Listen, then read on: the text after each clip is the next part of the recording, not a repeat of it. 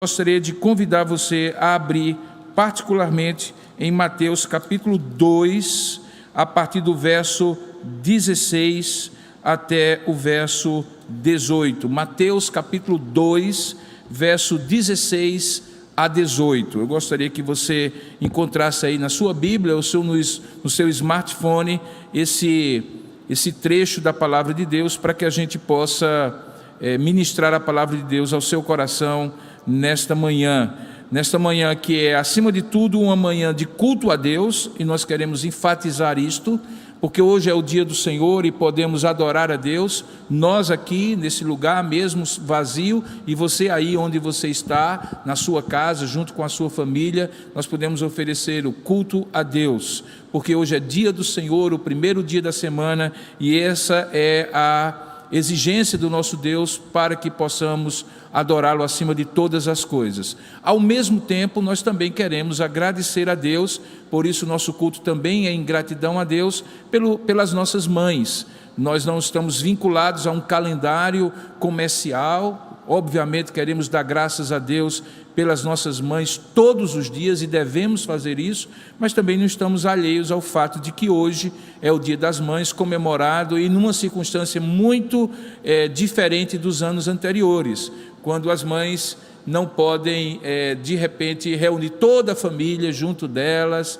Existem mães separadas dos seus filhos, infelizmente existem mães que choram a perda de filhos nesses dias, e por isso nós queremos trazer uma palavra de gratidão a Deus por sua vida e ao mesmo tempo de conforto. Daí o tema do nosso sermão de hoje, que é mães que choram.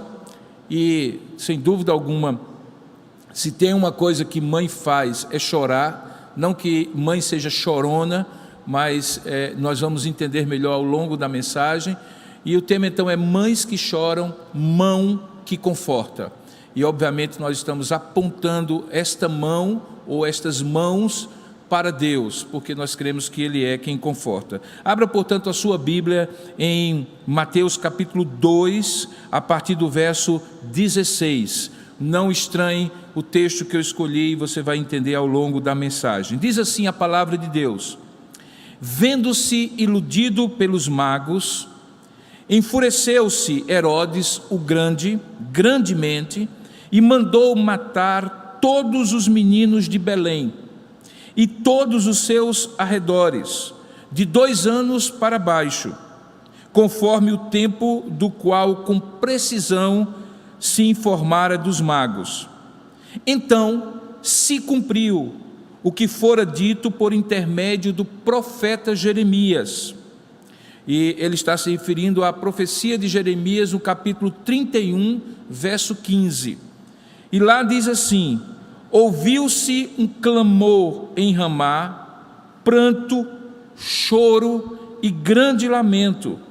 Era Raquel chorando por seus filhos e inconsolável, porque eles não mais existem. Que Deus abençoe a sua palavra lida. Eu convido você a orar comigo nesta hora e pedir que Deus fale ao seu coração e também às pessoas que vão participar deste culto conosco. Vamos orar juntos. Ó Deus amado e querido Pai, nós queremos nesse momento, oferecendo esse culto a Ti, rogar também que o Senhor fale conosco. Sabemos que somos falhos, imperfeitos, já Te confessamos os nossos pecados, mas somos filhos da aliança, e como filhos da aliança, nós queremos ouvir a voz do Senhor, aquele que é o nosso Rei, aquele que é o nosso Pai. E nessa ocasião em especial, eu rogo a Ti que o Teu Espírito use a fragilidade desse Teu servo que Te fala, na sua limitação e fraqueza, no seu pecado muitas vezes que Te desagrada, mas eu rogo perdão e consolação do Senhor na minha vida, e ao mesmo tempo eu Te rogo que o Teu Espírito use a minha vida para o bem das minhas ovelhas que Tu me confiaste, e também daqueles que estarão participando conosco. Fala conosco, Senhor, abre o nosso entendimento e ministra ao nosso coração, é o que nós oramos, em nome e para a glória de Jesus. Amém. Queridos, nós estamos nesse texto, no momento em que Jesus está recém-nascido. Você compreende que Mateus capítulo 2 registra alguns dos fatos iniciais daquele momento do nascimento do Redentor. Você vê do capítulo 2, verso 1 ao verso 12, a visita dos magos, daqueles que vieram do Oriente. Depois você percebe que na volta da visita daqueles magos, Herodes o Grande, que havia construído o grande templo, ou reconstruído o grande templo de Jerusalém, e que se considerava rei dos judeus, e embora não fosse, do ponto de vista espiritual, ele aborda os magos, e eles são advertidos que não voltem à presença de Herodes. Herodes já havia abordado-os para saber onde nasceria o suposto, segundo as suas palavras, rei de Israel. Depois, no capítulo 2 ainda, verso 13 em diante, o menino e Maria, sua mãe, juntamente com José, eles fogem para o Egito, verso 13 em diante, para cumprimento também de uma profecia. Você vai encontrar nesse texto de Mateus capítulo 2, pelo menos 4 profecias que são mencionadas, 2 nas visitas dos magos, na visita dos magos, uma relacionada à fuga para o Egito, e agora, novamente, uma relacionada à matança dos inocentes.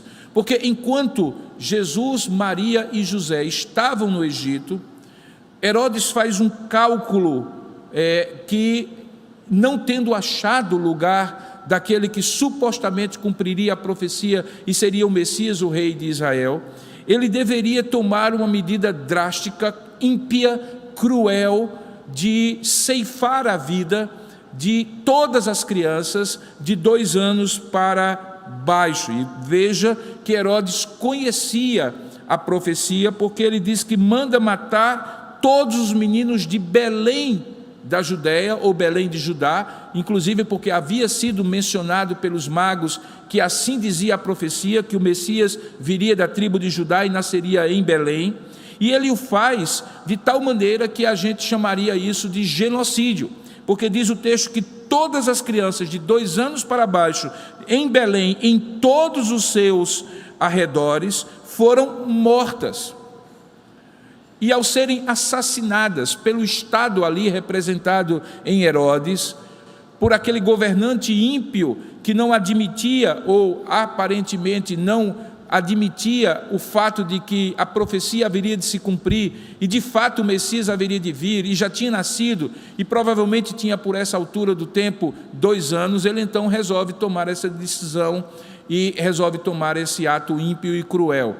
O fato é que, ao fazer isso, Herodes, segundo a maneira que Deus inspirou Mateus a compreender, daí o Evangelho de Mateus registra essa matança dos inocentes, Herodes acaba com seu ato ímpio, cumprindo uma profecia que estava em Jeremias capítulo 31, verso 15, que nós lemos, e que retrata um momento em que em Ramá, lamentação e choro amargo, ou lamentação e grande pranto, foi ouvido por Raquel chorando por seus filhos, e negando-se, diz o texto, a ser consolada por causa dos seus filhos, porque eles já não existem.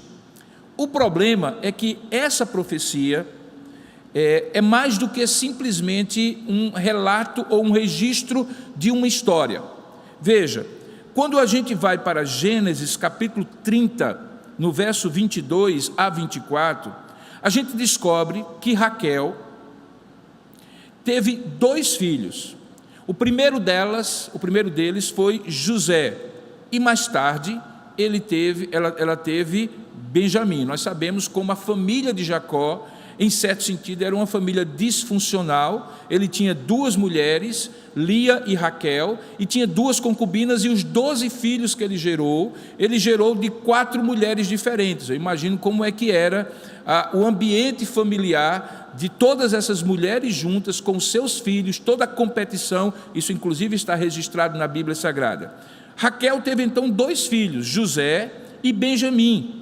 Mas a Bíblia diz que Raquel morreu ao dar à luz o seu segundo filho, o que então nos traz um problema. Como entender esse choro desta Raquel aqui, porque os filhos de Raquel não morreram antes dela mesma morrer. Pelo contrário, a narrativa diz que Raquel morreu justamente ao dar à luz o seu filho mais jovem, o seu último filho, que foi Benjamim.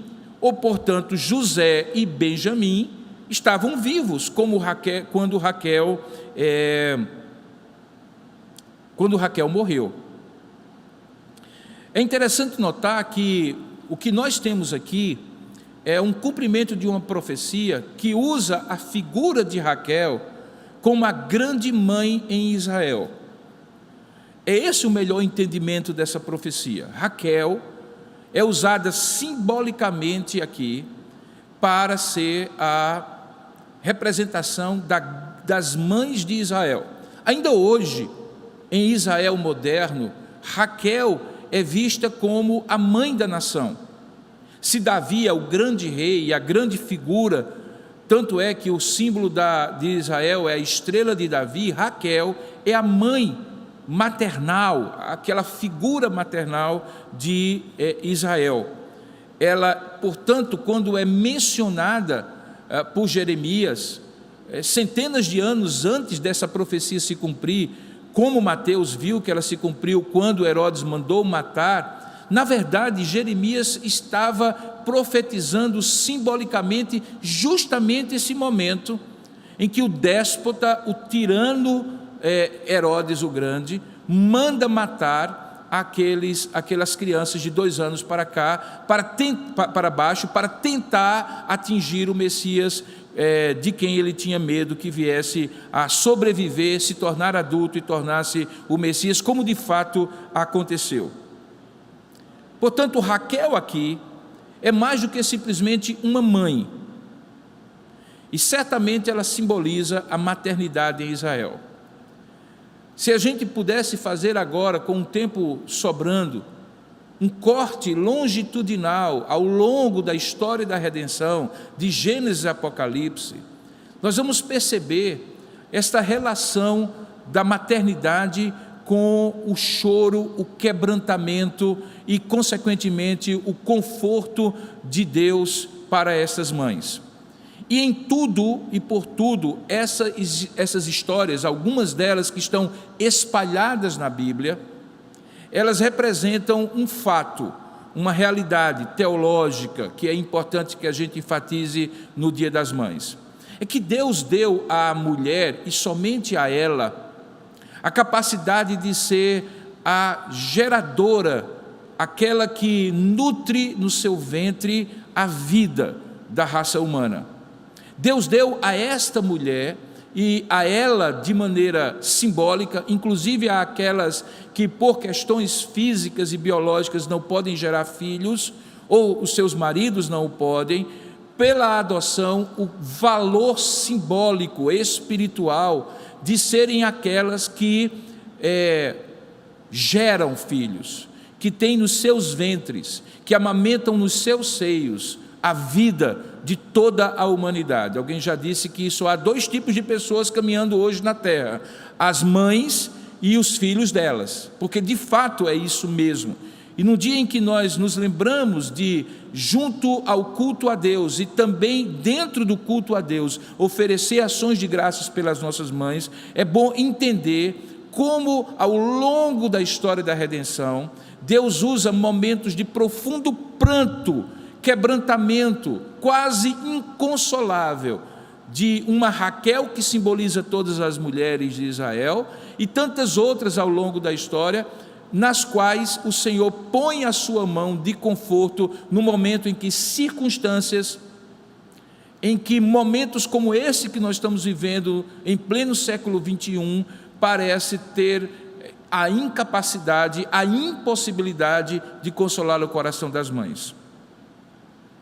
Eu lembro a você que talvez uma dessas histórias, que nós não podemos deixar de mencionar, é exatamente o choro de mães que veem também uma perda inconsolável. E aí eu peço a você que abra a sua Bíblia, não mais em Mateus capítulo 2, mas agora em Lucas, e particularmente em Lucas capítulo 23, a partir do verso 27. Eu gostaria de fazer a conexão desses dois textos. Veja, um se refere ao início da vida de Jesus Cristo, quando ele era um bebê de menos de 2 anos, fugido para o Egito, junto com Maria e José, e toda aquela nação de Israel pranteia a decisão do tirano Herodes, que manda matar as crianças. Nós estamos, portanto, no início da história de Jesus.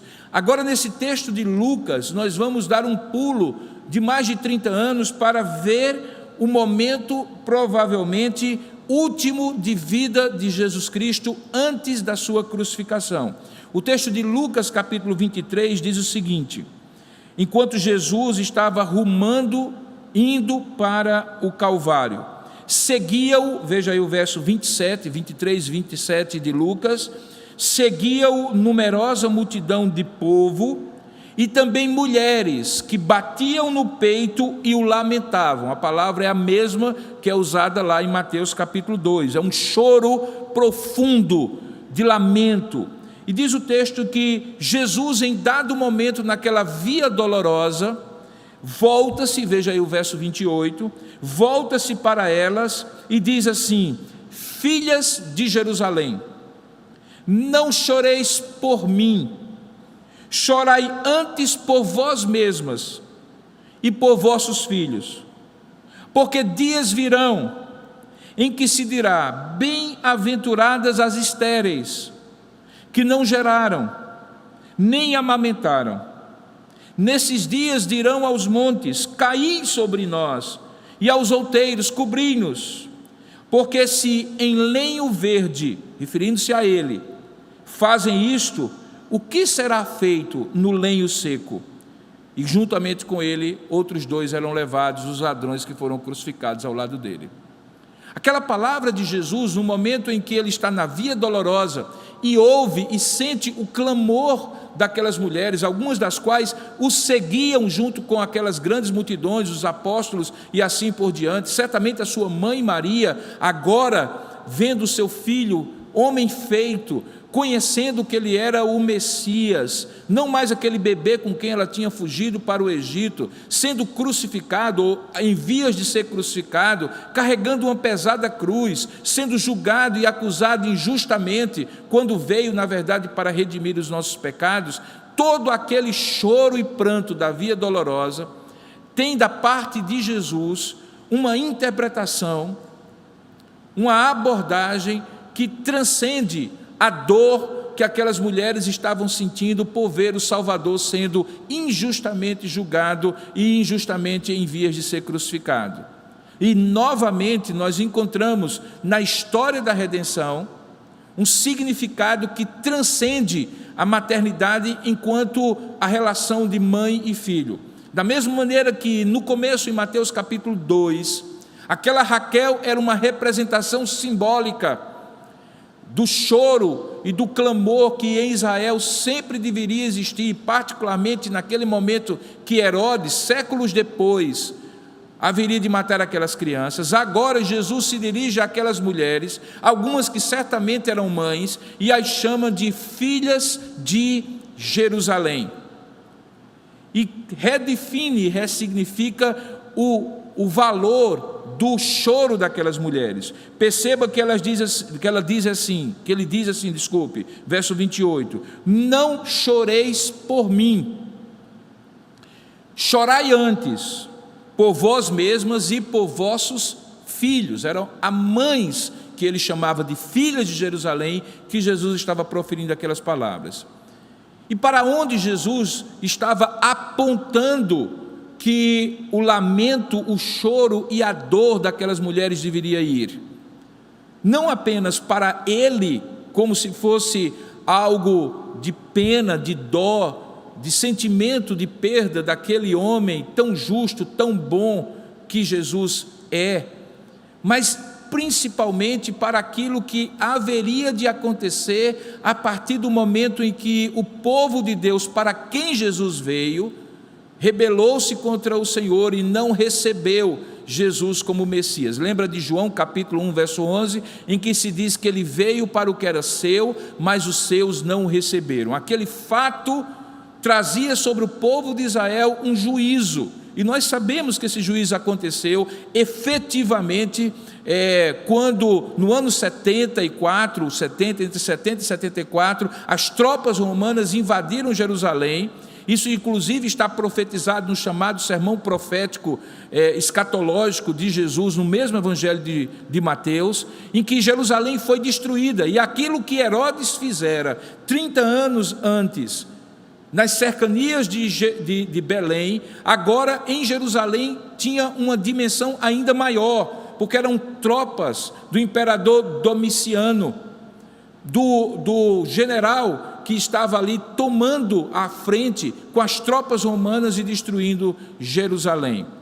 E aí a gente encontra esse fato, esse relato em que Jesus diz assim: olha, dias virão, e quando esses dias vierem, vocês certamente irão chorar, mas não por mim, porque ele aí se compara: eu sou como um lenho verde. Esse lenho verde que ele fala é a sua própria pessoa, que tem vida e que é doador de vida, e que quando ele é ali trucidado e crucificado, no entanto não é destruído, porque o lenho verde demora mais para queimar, como nós sabemos, e Jesus usa essa metáfora para dizer que ele sobreviverá à morte, ressuscitando ao terceiro dia, como de fato aconteceu. Jesus, no entanto, direciona o choro inconsolável e o lamento daquela mulher para os seus filhos, que ele chama de lenhos secos, aqueles que vão ser consumidos pela destruição que o general Tito faz ali em Jerusalém. O fato é que, quando nós olhamos Raquel, simbolicamente a mãe de Israel, chorando pelos seus filhos, e ao mesmo tempo vemos agora as filhas de Jerusalém chorando pelos seus filhos, quando ali acontece que as tropas ao comando do general Tito entram em Jerusalém, e ali acontece a grande destruição de Jerusalém. Nós podemos aferir dessas duas menções pelo menos 3 lições. Eu gostaria de compartilhar sobre elas com você. A primeira delas é que é possível que mães chorem de maneira legítima por perdas cotidianas relacionadas aos seus filhos. Mas o mais importante é que o choro dessas mães seja canalizado, seja direcionado para um quebrantamento espiritual diante de Deus pela vida eterna dos seus filhos. Eu vou colocar isso em outras palavras. Certamente toda mãe, todo pai, de certa maneira também, chora quando os filhos adoecem, quando os filhos têm as suas primeiras desilusões amorosas na adolescência, quando eles passam por situações de frustração na vida acadêmica e eventualmente são reprovados em alguma disciplina ou matéria, ou têm que repetir de ano, como algumas vezes acontece. Certamente as mães choram de impotência quando os filhos adoecem e elas ficam esperando que a medicação que foi ministrada surta efeito, e isso às vezes traz um choro inconsolável às mães. Nesses dias nós temos visto muitos relatos de filhos que perderam os pais, principalmente por serem eles aqueles do grupo de risco de pessoas de mais idade e eventualmente com comorbidades. Mas também nós estamos vendo nesse tempo de pandemia, infelizmente, muitas mães chorando pelos filhos, muitas vezes crianças e adolescentes que perderam a vida. Tudo isso é muito digno, embora muito doloroso. Uma mãe que não chora pelas lutas do filho demonstra uma insensibilidade que é incompreensível e que não tem qualquer tipo de relação com a maternidade, todo o afeto que a maternidade traz consigo. Certamente há mães que não são boas mães. Eu costumo dizer isso com muito cuidado, porque eu não quero ofender a memória de algumas mães que partiram e que deixaram marcas não muito agradáveis em seus filhos. Recentemente eu estava conversando com uma senhora que me contou como a mãe, apesar dela hoje reconhecer que amava muito, essa é uma pessoa já de muita idade, recordando da sua mãe, dizendo assim: no entanto, ela tinha umas coisas, pastor, que eu não compreendia. Minha mãe dizia que eu era burra, que eu só tinha nascido para cangaia, no sentido de colocar o peso, de ser uma trabalhadora braçal, que eu nunca ia ser ninguém na vida. E muitas vezes, quando eu ia para o colégio, lá no sítio onde eu morava, eu pegava ali aquela cartilha e começava a aprender. Ela falou o beabá, como era antigamente, a maneira de alfabetizar fonética, e quando eu não conseguia, eu lembrava daquela voz. Eu estou falando de uma pessoa que perdeu a mãe há muito tempo e que tem muitos anos de vida, portanto uma memória muito antiga, e eu ouvi a voz da minha mãe dizendo assim: você é burra, você não vai dar para nada, a não ser para cangaia, como um bicho. Veja que é possível sim, infelizmente, que algumas mães não tenham sido boas mães, tenham abandonado seus filhos, tenham tratado mal, mas via em regra, a mãe é aquela que acolhe, que consola, que sente o choro e a dor do filho. Tanto é que quando Deus quer comparar o acolhimento extraordinário que Ele oferece aos seus filhos, Ele usa o exemplo extremo. Ele diz assim: pode ser que o pai ou a mãe te desamparem, mas eu não desampararei, usando para isso o exemplo que se espera de um pai e particularmente de uma mãe, que é de chorar, confortar e estar junto, acolhendo seus filhos. Tudo isso é muito digno, muito legítimo, mas deixa eu lhe dizer um choro que transcende tudo isso, e que é importante que você chore, não um choro inconsolável, mas um choro que a boa mão do Senhor pode lhe confortar, que é o choro sobre ou por causa da vida espiritual e eterna dos seus filhos. Uma mãe cristã que compreende a importância não apenas de prover as necessidades, dando uma boa comida a seus filhos, de não apenas cuidar deles, providenciando uma boa roupa, um bom calçado, uma boa educação, mas uma mãe cristã que entende que faz parte de um povo da aliança, que Deus fez com ela, ou eventualmente com ela e seu esposo, e que abrange os seus filhos, certamente chora pela vida espiritual dos seus filhos, certamente chora quando não Herodes o Grande, mas o nosso grande inimigo, Satanás, tenta matar os nossos filhos na sua vida espiritual. Isso não acontece apenas quando eles têm 2 anos para baixo, acontece ao longo da vida inteira, quando eles estão na adolescência, nas primeiras experiências amorosas e eventualmente sexuais deles, com todo o risco e imaturidade que isso implica, quando estão sob a influência de amigos que eles gostam, mas que nós olhamos como pais, e particularmente as mães, com aquele discernimento próprio da mulher, percebe que não são boas companhias. Quando eventualmente eles se fixam num determinado relacionamento e consideram a possibilidade do casamento, e a mãe muitas vezes observa que talvez aquela mulher não seja a mulher ideal para o seu filho. Eu não estou falando daquela brincadeira que nós fazemos entre nora e sogra. Eu estou falando realmente de algo em que a mãe discerne que aquela mulher não é a esposa que o filho precisa.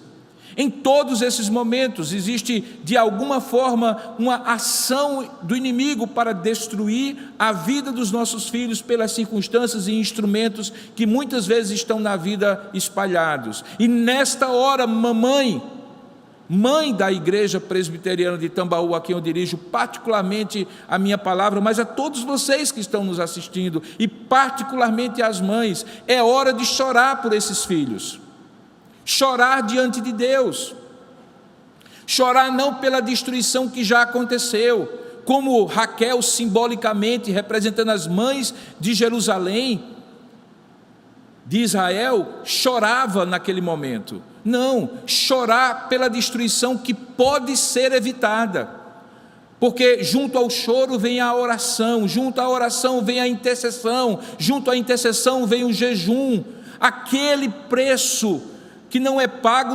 de garantir, mas que é uma renúncia, muitas vezes semelhante àquela quando tiramos do nosso prato para dar ao filho, e na oração todo o nosso foco não é nos nossos pedidos e desejos, mas nas necessidades do filho. É nesse sentido que Jesus diz às mães de Jerusalém: não chorem por mim, eu sou lenho verde, eu vim para isso, eu não serei completamente queimado pela morte, eu sobreviverei e ressuscitarei ao terceiro dia. Chorai antes pelos seus filhos, porque existe um risco iminente de destruir, e muitos deles serão ceifados, sem terem tido a oportunidade de pavimentar pela fé em Jesus Cristo o caminho da salvação. Portanto, há um choro que transcende qualquer outro choro da mãe no cotidiano, é o choro pelo bem-estar espiritual dos seus filhos. Mães, chorem aos pés do Senhor pelos seus filhos, nenhuma dessas lágrimas será perdida. Eu gosto muito de dois movimentos que existem no Brasil e que são muito importantes. É o projeto ANA, de intercessão na Igreja Presbiteriana do Brasil, em que mães oram pelos seus filhos, e que a SAF, a Sociedade Auxiliadora Feminina, se engaja e de alguma forma coordena isso nacionalmente.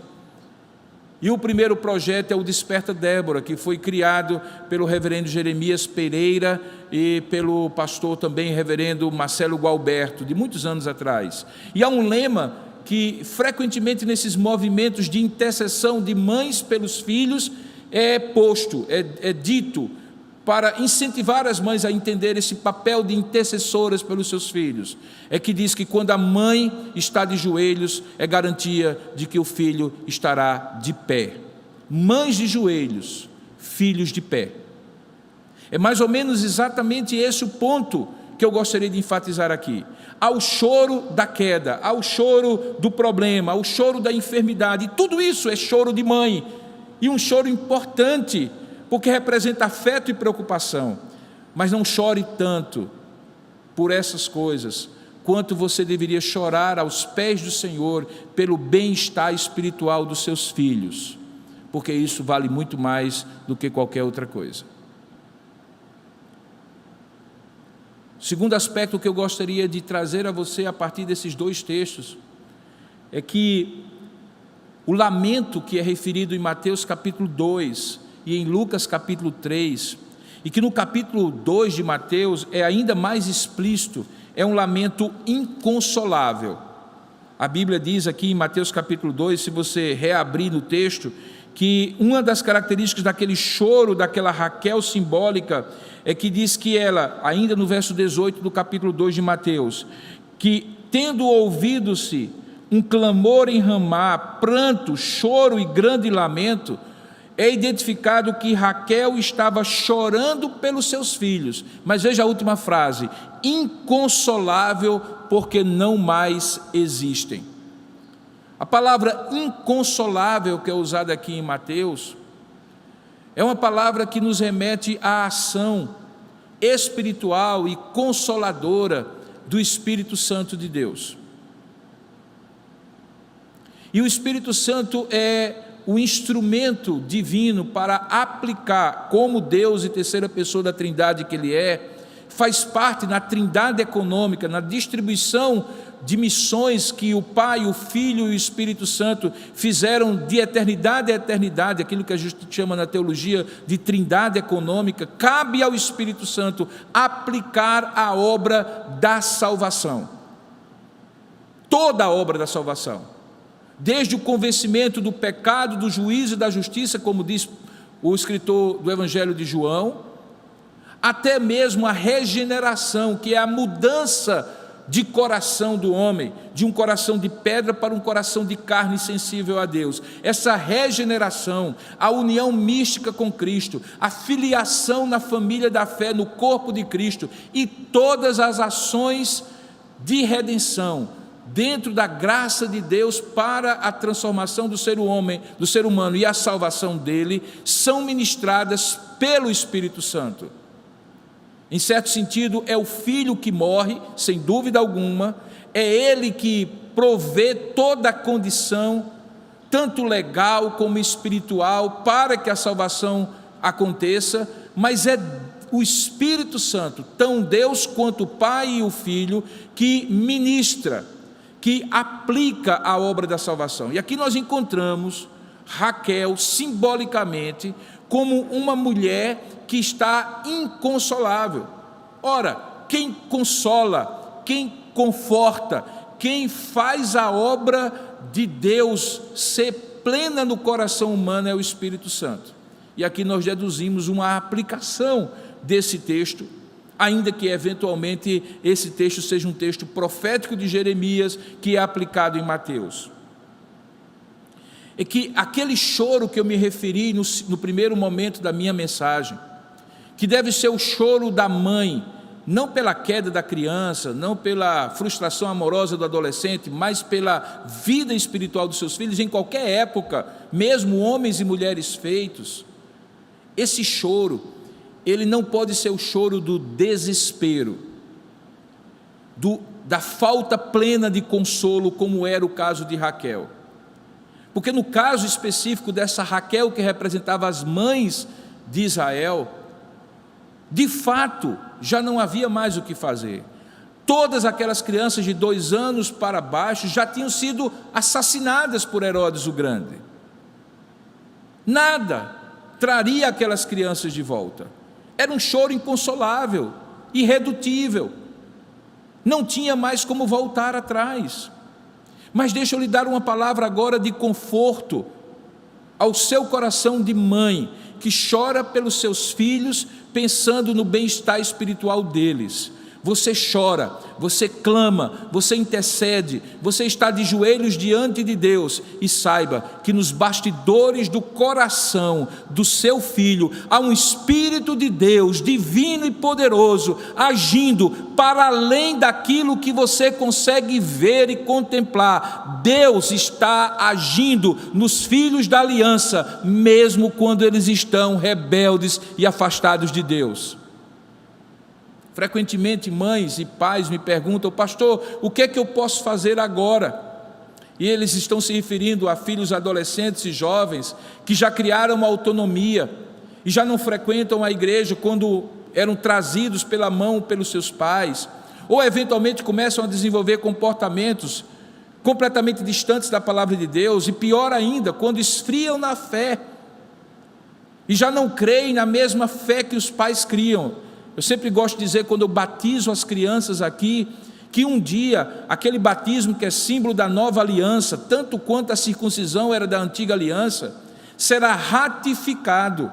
Na antiga aliança, os judeus ainda hoje fazem o bar mitzvah, a confissão pública de sua fé, e passam a ser considerados como adultos na sinagoga. No caso nosso, reformados, nós cremos que a criança, em algum momento, o adolescente, terá consciência de que aquele batismo que Deus fez os seus pais consagrarem como símbolo da aliança, será ratificado. Eu costumo dizer uma frase, todas as minhas ovelhas lembram disso, que um dia, quando eu oro pela criança, que um dia você diga a Deus e a todos que possam lhe ouvir: a fé dos meus pais é a minha fé, o meu Deus é o Deus dos meus pais.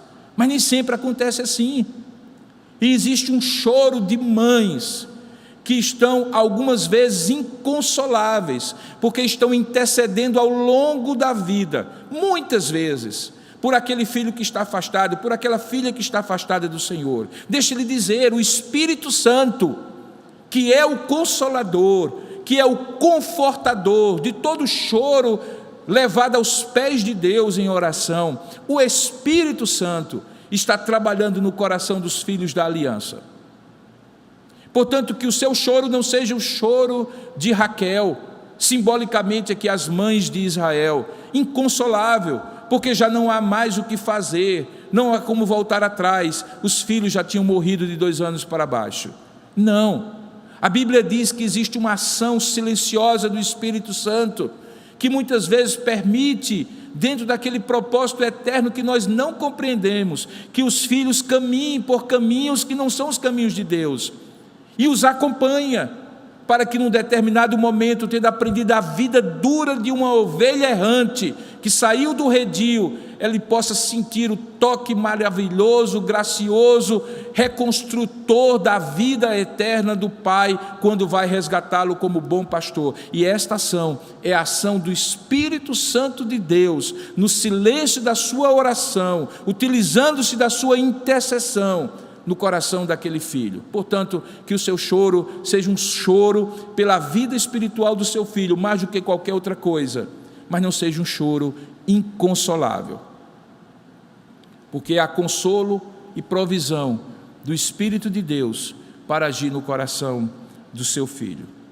Perceba que há algo também muito importante com o qual eu concluo, é que nesse momento em que mães choram, e eventualmente correm o risco de não serem consolados, choram espiritualmente pelos filhos, mas eventualmente não conseguem ser consoladas, e precisam ser consoladas pela convicção de que é Deus que está agindo nos seus filhos espiritualmente. Eu trago agora de volta ao texto de Lucas capítulo 23, uma expressão muito interessante que Jesus usa aqui, no texto em que ele está rumando ao Calvário. Eu estou falando de Lucas capítulo 23, versículo 27. Aquele momento em que Jesus estava caminhando na Via Dolorosa, foi basicamente o último momento antes do próprio espetáculo da cruz, o momento em que ele é crucificado, e obviamente que eu estou usando a palavra espetáculo no sentido genérico, porque não havia nada festivo aquilo ali, e que certamente nós podemos deduzir, por óbvio, por todos os textos bíblicos aqui, certamente Jesus estava aqui acompanhado de mulheres, algumas daquelas mulheres que o acompanhavam, dentre as quais Maria, a sua mãe. E aqui eu quero dar uma palavra muito especial, especialmente aos nossos amigos católicos romanos, que costumeiramente nos sermões, costumeiramente nos dias das mães, lembram da figura de Maria, mãe de Jesus Cristo. E eu costumo dizer que o grande risco que nós temos quando pensamos na figura de Maria é de termos Maria de mais ou Maria de menos. E normalmente são os católicos romanos que correm o risco de terem Maria de mais e os protestantes que correm o risco de ter Maria de menos.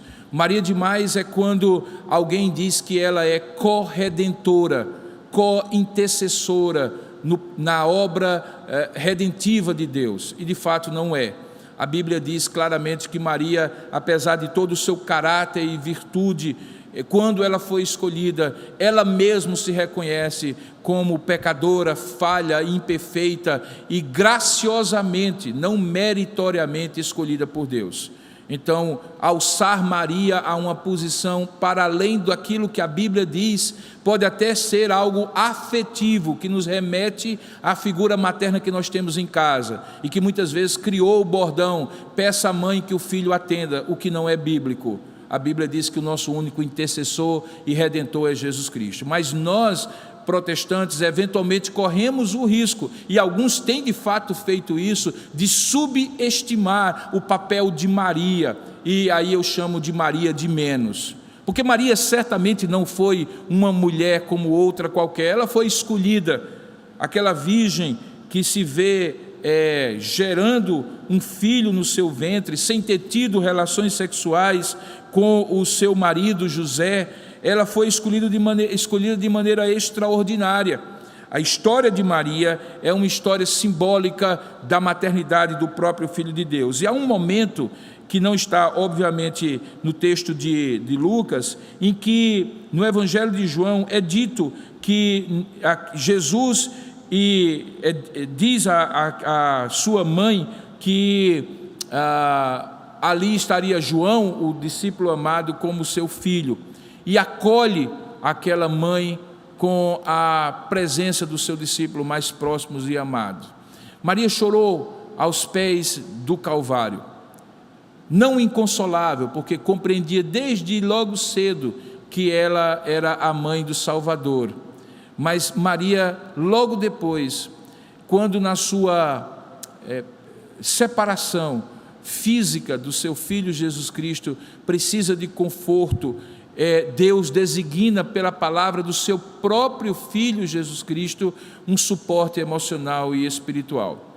E aqui eu quero falar de maneira muito específica naquilo que as mães podem contar quando Deus traz para elas filhos que não geraram, mas que Deus colocou no caminho, sejam pequenos ou grandes, como meios de conforto ao seu coração.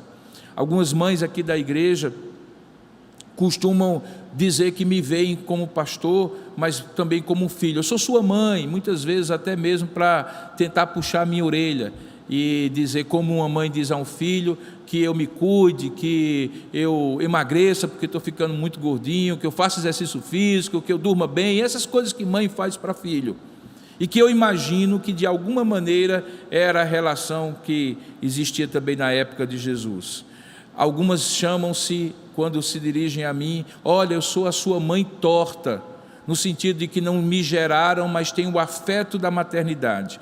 Se isso é verdade, quando as mães, de maneira maternal, como só elas fazem, conseguem escolher pessoas que não geraram e têm um afeto maternal de cuidar como são mães, como se fossem mães, deixa eu lhe dizer, o inverso também é verdade.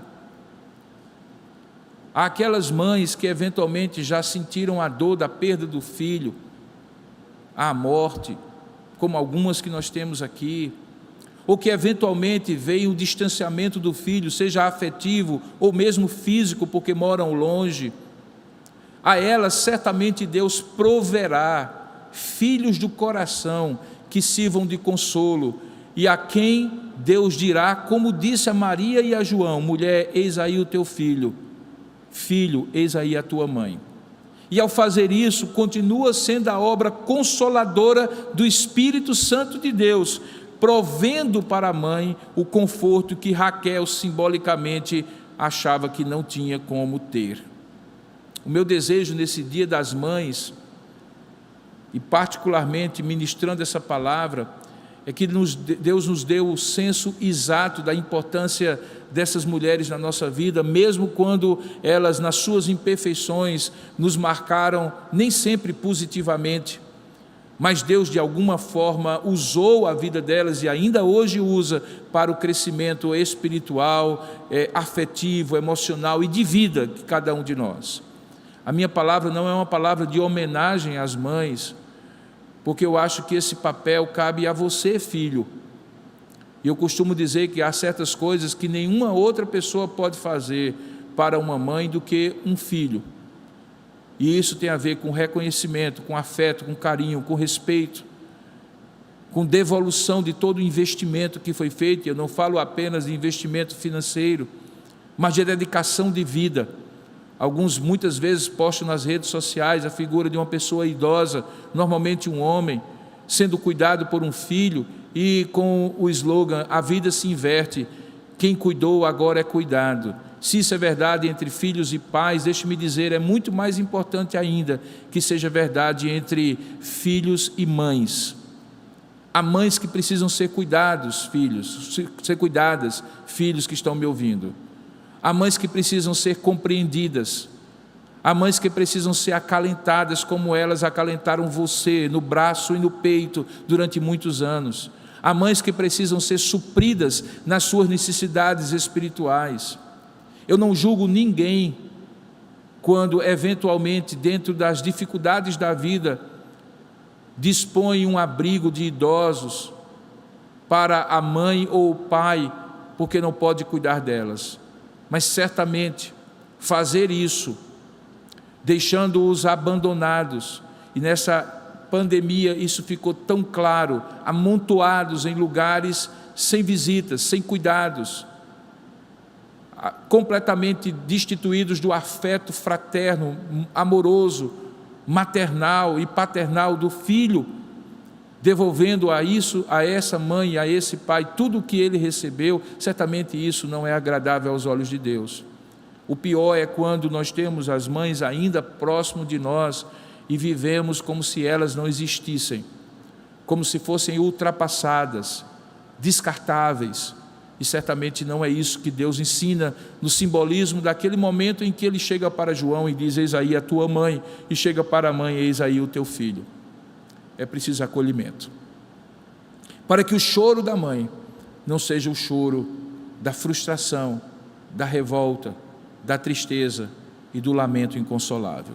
O meu desejo sincero é que, mesmo separados como nós estamos, não podendo nos abraçar e nos beijar, como as mães gostam de fazer aos domingos, os dias das mães, ter todos os filhos ao seu redor, que a presença de Jesus lhe conforte, e que, se você tiver de chorar, não chore apenas de saudade, chore pela vida espiritual dos seus filhos, e que Deus use outros, eles mesmos ou outros, como filhos que possam confortar o seu coração e lhe dar o devido valor. Essa é a minha palavra, o meu desejo e a minha oração por você. Que Deus nos abençoe. Eu lhe convido, aonde você estiver agora, a orar, e eu gostaria de direcionar de maneira muito especial, sem dúvida alguma, as mães que choram nesses dias de pandemia, por vários motivos, inclusive pela solidão, eventualmente pela perda de filhos, para que o consolo de Deus possa reconfortá-las e possa segurá-las nos caminhos de Deus com força e coragem para prosseguir. Vamos orar juntos? Ó Deus amado e querido Pai, nesse momento nós te damos graças pelas nossas mães, por aquelas que já partiram e que nos deixaram saudade, mas também nos deixaram legado, e que nós nos lembramos não apenas com saudade, mas com gratidão, porque elas são muito especiais e marcaram a nossa vida. Até mesmo por aquelas que cometeram injustiças e que eventualmente não foram as melhores mães que poderiam ser, mas que de alguma maneira são lembradas pelos filhos hoje, como aquelas que geraram e deram à luz, e deram a oportunidade de vida como instrumentos de Deus. Quero agradecer por aquelas que acolheram no coração filhos que foram gerados em outros ventres.